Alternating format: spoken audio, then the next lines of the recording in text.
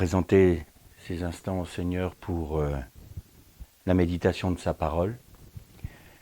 Seigneur éternel, nous nous plaçons devant toi pour entendre ta parole. Seigneur, nous voulons que nos oreilles spirituelles soient grandes ouvertes, Seigneur, afin que notre homme intérieur soit nourri, enrichi. Et Seigneur, que cette parole puisse être semée dans des cœurs préparés, des cœurs malléables, dans une bonne terre, afin qu'elle porte du fruit à ta gloire, Seigneur. Pour ma part, je te prie, Seigneur, de me faire la grâce de diminuer pour que toi seul parles. Parle, Seigneur. Non pas moi, mais toi. Seigneur, j'ai besoin de ta grâce. Sans toi, que suis-je? Je ne puis rien faire. Seigneur, c'est seulement par ta grâce que nous pouvons oser parler en ton nom. Et Seigneur, je viens avec un cœur tremblant pour apporter ta parole, parce que c'est la parole du Très-Haut. Veuille être avec moi, Seigneur, avec mon esprit. Sois ma bouche, Seigneur, afin que tu puisses déverser sur ton peuple la parole que tu veux lui donner, au nom de Jésus-Christ. Amen. Je vous invite à faire 2 lectures. La première, on la fera dans l'évangile de Jean, au chapitre 14, et on lira le seul verset 12. Évangile de Jean, verset 14, verset 12. Amen, amen, ou en vérité, je vous le dis, celui qui met sa foi en moi fera lui aussi les œuvres que moi je fais. Il en fera même de plus grandes encore, parce que moi je vais vers le Père. Et on va lire aussi le verset 13. Et tout ce que vous demanderez en mon nom, je le ferai, pour que le Père soit glorifié dans le Fils. Et on fera une seconde lecture dans la 2e épître de Paul à Timothée, au chapitre 4, et on lira les versets 7 et 8. 2 Timothée, chapitre 4, 7 et 8. J'ai mené le bon combat, j'ai achevé la course, j'ai gardé la foi. Désormais la couronne de justice m'est réservée. Le Seigneur le juste me donnera en ce jour-là, et non pas seulement à moi, mais à tous ceux qui auront aimé sa manifestation. On arrêtera là nos lectures. Paul, à la fin de sa vie, peut faire cette déclaration: j'ai combattu le bon combat. J'ai achevé la course. Alors, cette parole sous-entend qu'il peut y avoir de mauvais combats ou de moins bons combats.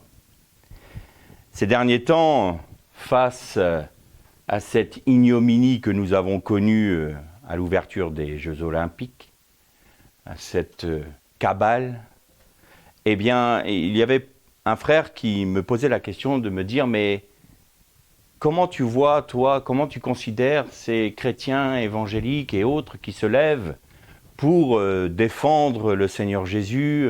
Ça m'a l'air d'être des combats humains. Et je lui disais: écoute, franchement, je préfère voir des chrétiens qui se lèvent et confesser ouvertement leur foi contre une telle ignominie, que des chrétiens qui sont tellement assoupis qu'ils en sont pratiquement morts et qu'ils n'aient même plus l'énergie de pouvoir défendre leur foi.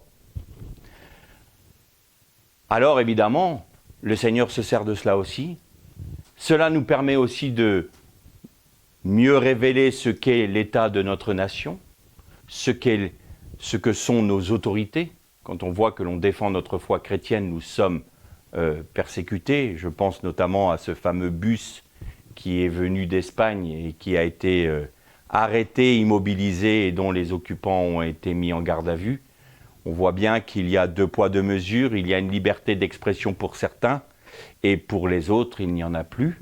Donc ça nous permet de voir clair aussi, et si ça pouvait réveiller certains chrétiens qui se complaisent dans une vie chrétienne un peu tiède, un peu moribonde, eh bien qu'ils ouvrent les yeux et qu'ils voient que les temps sont difficiles et que l'on se prépare à des jours qui sont bien sombres. Et il nous faut connaître la nature du bon combat dont parle Paul, de manière à ne pas perdre notre énergie spirituelle dans des choses qui sont totalement humaines. Alors évidemment, je ne vais pas apporter un jugement de valeur sur ce que nos frères font. Ils se lèvent pour dénoncer ce qui a été fait lors de cette ignoble, invocation à Satan de l'ouverture des JO, plutôt que de les voir endormis suffisamment pour continuer, peut-être pour certains, à danser et chanter dans les assemblées, ne se préoccupant pas de ce qui se passe dans notre pays. Mais quelle est la nature du combat dont Paul parle? On a eu un élément de réponse avec la première intervention que nous avons lue de Jésus qui disait à ses disciples « Celui après moi, celui qui est en moi, fera des œuvres plus grandes encore que moi. » Alors ça peut paraître étrange comme ça. Dire « Attends Seigneur Jésus quand même, tu es le Messie, tu as fait des œuvres magnifiques en Israël, et comment peut-on dire que tu fasses des œuvres que l'on pourrait faire nous, des œuvres plus grandes ?»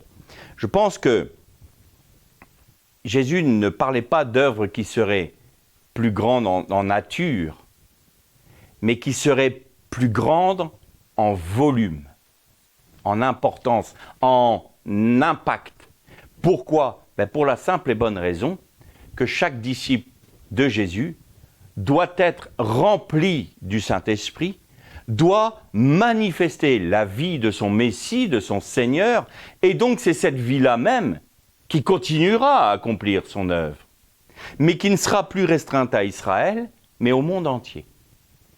Or, le combat, il est là. D'un côté, le disciple doit s'attacher à laisser Christ poursuivre son œuvre à travers lui.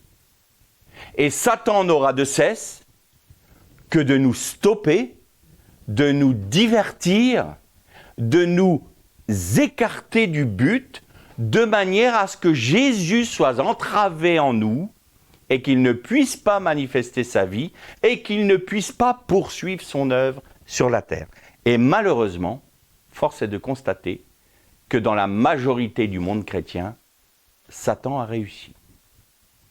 Alors, on a déjà parlé des vainqueurs aux 7 églises d'Asie, on sait qu'il y a ce reste, il y a ces prémices que Dieu se prépare, qu'il connaît d'avant la fondation du monde, et qu'il appelle à venir justement là où notre sœur tout à l'heure entonnait ce cantique, nous venons dans ton temple pour te louer en esprit et en vérité. Le temple. L'apôtre Paul disait aux Corinthiens, ne savez-vous pas que vos corps sont le temple du Saint-Esprit? Et notre frère Frédéric m'a envoyé un petit message, il me dit, tu pourrais aller chercher dans le grec là, parce que le mot temple, ça m'intéresse. On va découvrir des choses très intéressantes. Et je suis allé voir, et le mot c'est naos en grec. Et naos ne parle pas de l'ensemble du temple. Il ne parle pas du parvis. Il parle seulement du lieu saint et du saint des saints. Et donc, on comprend une chose importante. Le saint, le lieu saint et le saint des saints est en nous. En esprit. Il est placé dans notre esprit. De manière à ce que la gloire de Dieu habite en son sein. Et l'objectif, c'est que cette puissance de Dieu, cette vie de Dieu en nous, puisse aller par-delà le voile et par-delà le parvis pour toucher ceux qui sont au contact du temple. Si je paraphrase, notre corps est le parvis. C'est celui qui va toucher l'extérieur. Mais il faut que notre corps manifeste ce qui est à l'intérieur du parvis. C'est-à-dire le lieu saint et le saint des saints. Alors je me suis penché un peu sur la question. Le lieu saint et le saint des saints, ça porte un nom dans la Torah. C'est la tente d'assignation ou la tente de la rencontre. Alors on va chercher le terme en hébreu et on trouve Moed. Le mot Moed, très intéressant parce que il paraît assez étrange dans ce contexte. On pourrait dire que le temple, la tente d'assignation, c'est littéralement la tente des Moadim, du Moed. C'est le nom, en hébreu. Et Moed, on le trouve pour la première fois dans le livre de la Genèse, où il est dit « Et Dieu créa les astres, l'astre du jour et l'astre de la nuit, pour marquer les Moadim, les temps. » Donc Moed veut bien dire temps. Un temps particulier. Et les fêtes de l'Éternel sont appelées les Moadim de l'Éternel. Donc ce sont les temps que Dieu a préparés d'avance pour que son peuple ait une rencontre avec lui. Ce sont des temps marqués, des temps particuliers. Donc nous avons Pessah, nous avons Sukkot, nous avons Shavuot, nous avons la fête des prémices, nous avons la fête des chauffards. Et toutes ces fêtes-là sont des Moadim. Et vous allez voir que la racine de Moed est assez étonnante, parce que la racine de Moed, c'est Yahad. Et Yahad a un synonyme qui est Yada. Et Yada, on le trouve quand? Et Adam connut sa femme, Yahad, ou Yada. C'est la même chose. En quelque sorte, quand nous avons cette notion du Saint des Saints, nous savons que nous avons une relation intime avec Dieu en esprit.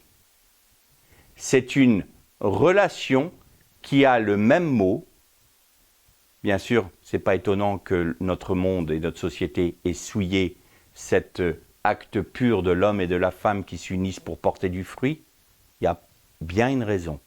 Parce que Dieu emploie exactement les mêmes termes pour lui et son peuple. Laissez-moi vous pénétrer, vous connaître. Laissez-moi vous connaître. Parce que souvent, on dit « Seigneur, j'aimerais te connaître ». C'est une bonne prière. Mais est-ce que nous laissons Jésus nous connaître? Et le Seigneur m'a fait aller plus loin. Il m'a montré que le signe de l'alliance, c'était la Brit Mila, c'est-à-dire la circoncision. Et la circoncision, c'est l'organe reproducteur masculin qui est séparé de sa chair. Et j'ai déjà posé la question au Seigneur, j'ai dit oui, mais nous, on doit être circoncis de cœur. Mais nous sommes l'épouse. Je vois la circoncision sur le mâle, mais sur la femme, quelle est cette circoncision? Et là, le Seigneur m'a montré qu'il y avait un voile qui devait se déchirer chez la jeune fille vierge, de manière à ce qu'elle puisse être connue par son époux et qu'elle puisse porter du fruit. C'est exactement la même chose. C'est-à-dire que le temple en nous, Naos, ce n'est plus le Saint et le Saint des Saints, mais c'est le Saint des Saints seulement, parce que ça fait une seule et même pièce. Donc dans cette pièce où le voile est déchiré, non seulement nous avons la Ménorah, les pains de la face, c'est littéralement le texte, l'autel des parfums qui représente notre obéissance, et nous sommes directement en contact avec l'Arche d'Alliance. Et donc nous sommes en contact avec Christ lui-même. Et si nous sommes en contact avec Christ, la gloire de Dieu qui est le Messie réside où ça? Entre les chérubins. Et c'est ça qui est surprenant. Où est-ce que nous voyons des chérubins qui sont en train de garder la gloire de Dieu? Dans le jardin d'Éden, dans le Gan Éden. C'est là au moment où il protège l'arbre des vies. Et donc, il y avait sur le voile qui allait séparer le lieu saint du Saint des Saints, il y avait 2 chérubins qui étaient brodés. Et quand le voile s'est déchiré en Jésus-Christ, ces 2 chérubins se sont écartés pour laisser libre accès justement au cœur même de Dieu.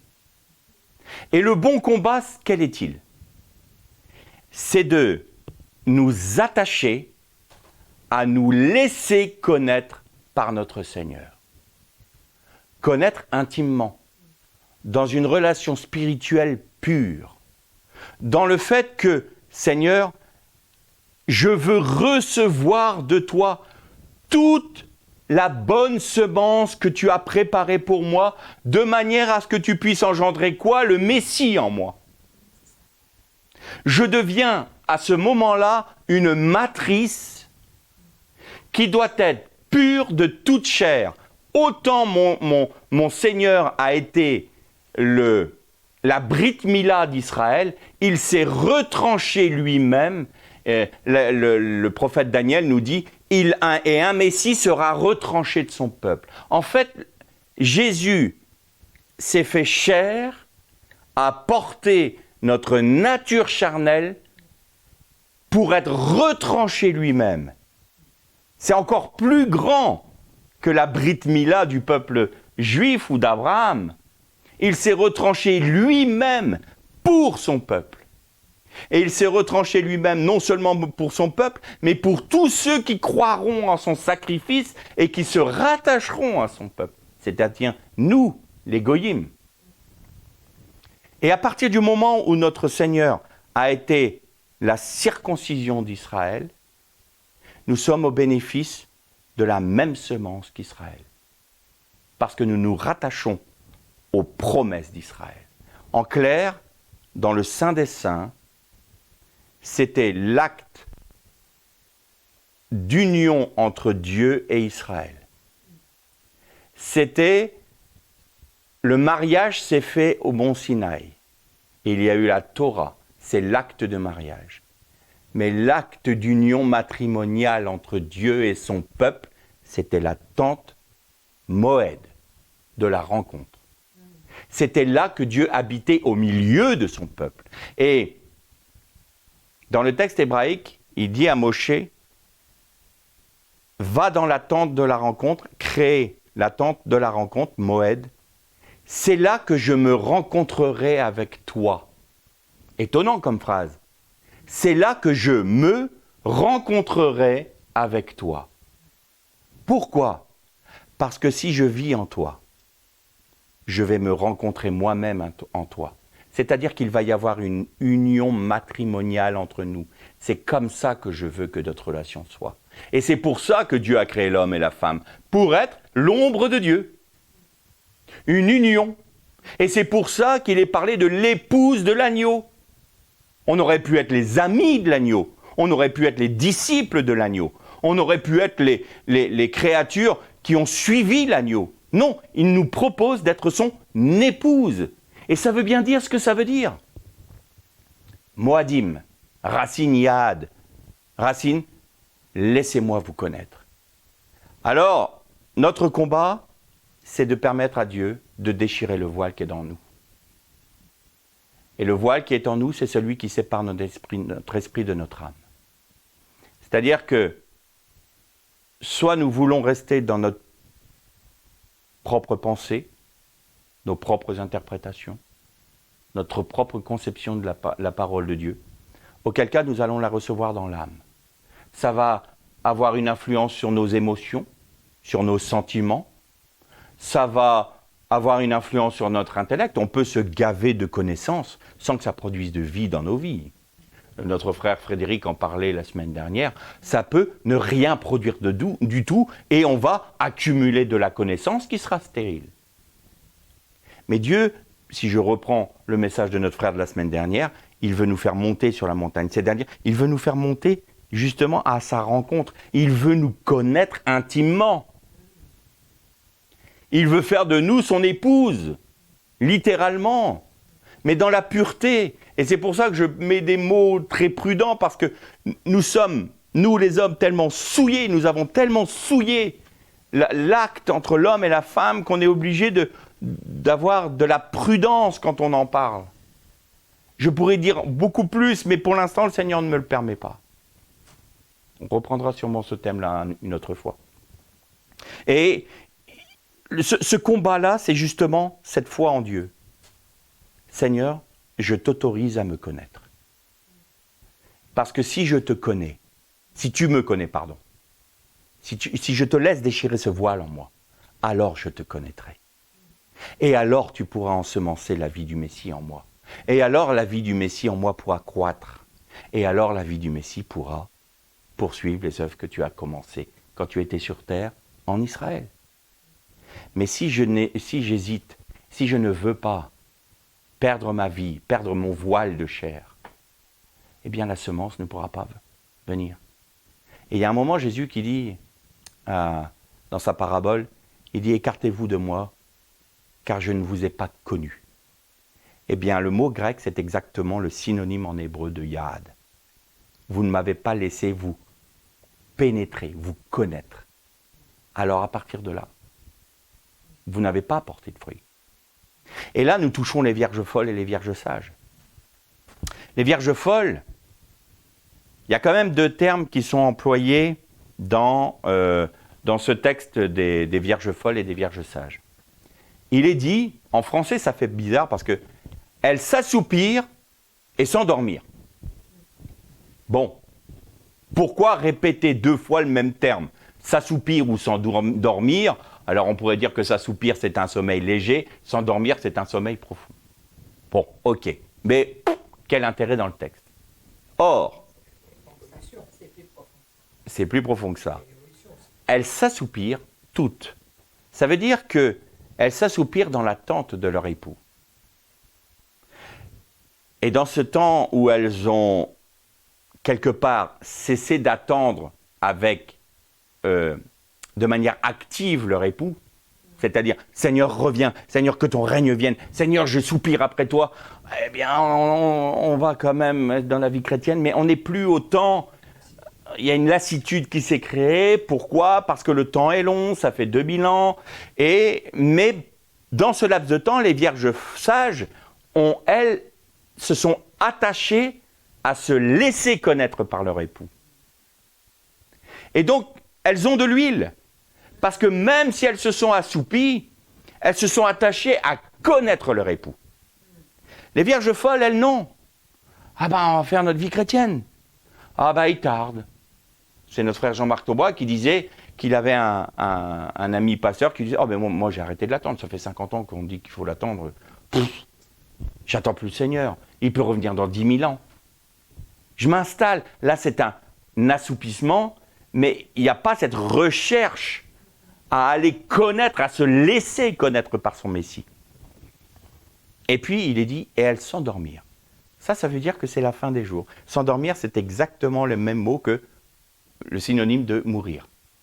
Elles se sont couchées dans la mort. Donc il arrive un moment où, après s'être assoupies, il y a tout d'un coup ce chauffard qui retentit, et pourtant qui retentit dès l'origine. Parce qu'il y a un moment où il est dit « Et Dieu s'écria, Vayikra Elohim ». Et Vayikra, c'est le verbe karar qui veut dire crier. Et à partir de là, le chauffard a commencé à retentir sur terre. Et il retentit toujours. Et quand Jean a vu le linge qui était plié à part des bandes sur du linceul, dans le tombeau, c'est encore le chauffard qui disait « Je reviens bientôt ». C'est le chauffard qui retentit. Et il arrive un moment, par les circonstances que nous vivons, où tout se réveille. Et c'est là que je parle de ceux qui vont peut-être pas avoir le bon combat, mais elles se réveillent. Mince, qu'est-ce qui arrive à notre société? Qu'est-ce qui arrive à notre monde? Mais c'est le retour du Seigneur, mais il revient bientôt. Tout le monde se réveille. Et là, il y a deux points différents. Il y a celles qui connaissent Jésus, parce qu'elles se sont laissées connaître par leur époux, et qui disent « Ok Seigneur, enfin, la récompense de ma foi est là. J'ai combattu le bon combat. J'ai gardé la foi. La foi dans le fait que toi, tu fais toutes choses. Et maintenant, je t'attends de manière active. » Et puis les autres qui sont là, mais Jésus revient, mais attends, je vais sonder les Écritures, comment ça va se passer? Et là on voit une fébrilité. Pourquoi? Pas d'huile. Elles ne le connaissent pas. Elles ne discernent pas les temps, elles ne discernent pas les circonstances. Elles savent qu'il se passe quelque chose, mais elles ne comprennent pas. Elles sont là perdues dans le monde dans lequel nous sommes. Elles disent, mais nous voudrions retrouver le temps où nous pouvions chanter nos cantiques, où nous pouvions faire notre petit culte tranquille. Mais là, maintenant, si jamais on est persécuté, qu'est-ce qui va se passer? Elles sont dans l'inquiétude. Elles sont dans l'inquiétude. Les vierges sages, elles, savent qui il est, qui est leur Seigneur. Et elles ne sont pas inquiètes. Parce que la manière active de l'attendre, c'est de s'abandonner encore plus en lui et lui dire, Seigneur, maintenant, prends-moi avec toi.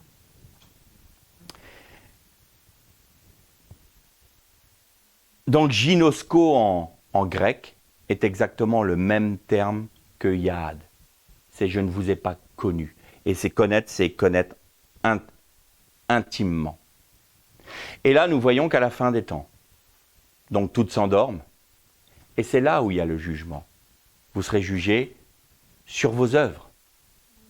Donc il y a celles qui ont de l'huile, qui se sont attachées à bâtir la nouvelle Jérusalem pour elles. Elles l'ont bâtie avec de l'or, de l'argent, des pierres précieuses. Donc ça nous parle du rachat. L'or, ça nous parle toujours de l'œuvre de Dieu. Et les fondements, ce sont les pierres, les 12 pierres du pectoral du Kohen Gadol. C'est-à-dire sur la base d'Israël. Les portes de la nouvelle Jérusalem sont des perles qui portent les noms des 12 tribus d'Israël. Mais les fondations de la nouvelle Jérusalem, c'est quoi? C'est 12 apôtres. Mais 12 apôtres qui étaient juifs. Ils étaient juifs. Mais ils ont amené la révélation de la Torah de Moshe à son plus haut niveau parce qu'il était parfaitement accompli en Jésus-Christ.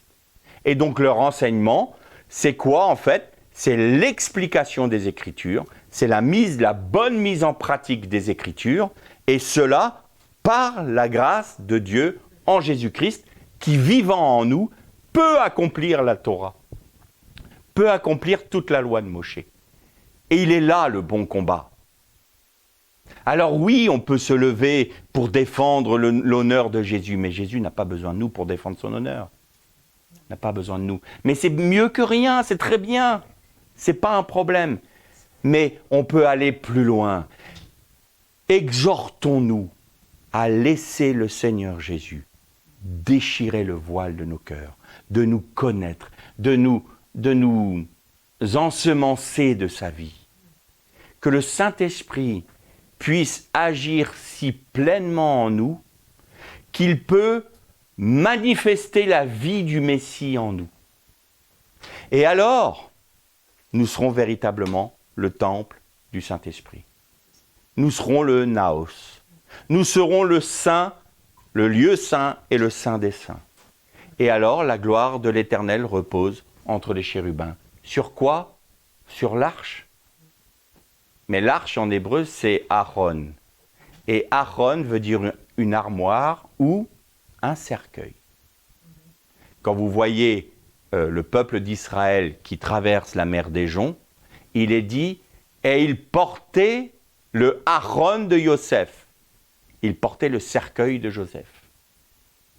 Donc, le Saint des Saints, là où repose la gloire de Dieu, c'est sur un cercueil.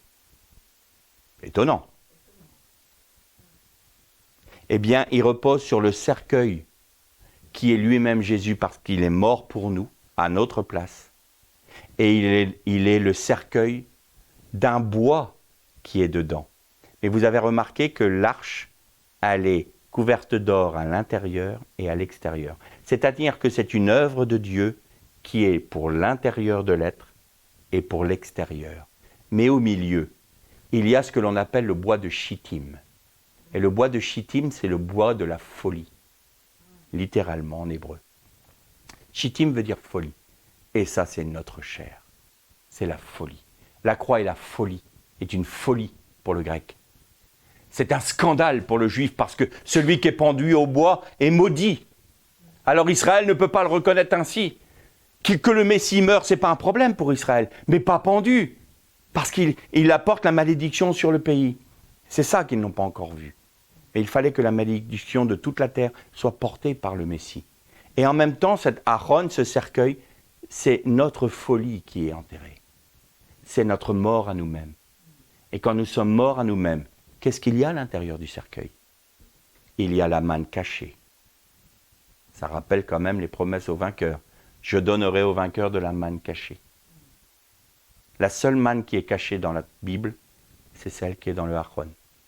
Et ensuite, vous avez les tables de la loi. Je graverai ma loi sur leur cœur de chair. Et vous avez le bâton d'Aaron, qui a reverdi. Ça veut dire quoi? Ça veut dire que le bâton d'Aaron, qui était une sacrificature de mort, reprend vie en Jésus-Christ. C'est la manifestation totale de Christ. Sur la base de son sacrifice, sur la base de sa nourriture, de sa nature même qui est la manne, et sur la base de sa loi qu'il a mis dans nos cœurs, nous vivons de la vie du Messie. Et donc, que nous dit l'intérieur du Aaron? Eh bien, le bois de Chittim est enfermé dans l'œuvre de Dieu, accomplie en Jésus-Christ. Il est en or extérieur et intérieur.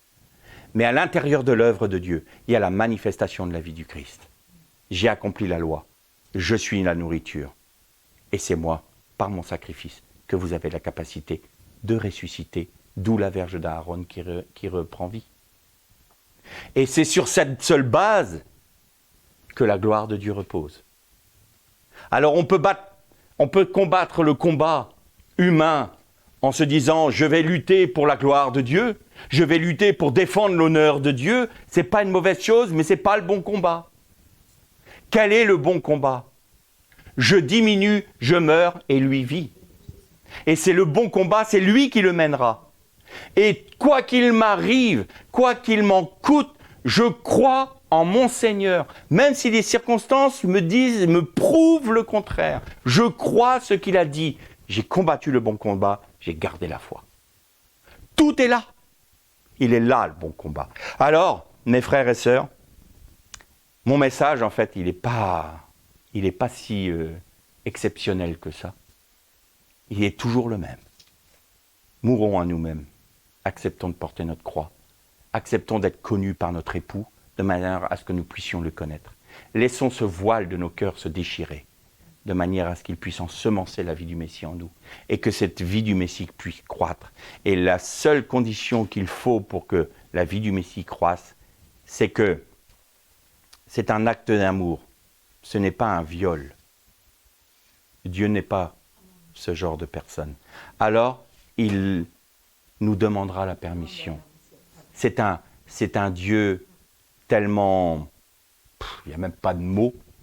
Tous nos mots sont fades, glorieux, plein d'honneur, mais c'est petit par rapport à ce qu'il est.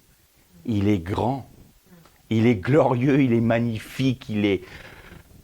Voilà, maintenant je suis limité. Je suis du bois de Chittim. Je suis trop limité. Mais vous comprenez l'essence. Eh bien, il va nous demander la permission. Acceptes-tu? Et c'est nous qui décidons. C'est nous qui décidons.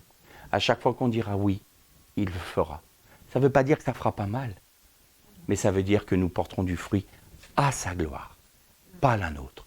Il faut que je diminue pour que lui croisse. Les shalom.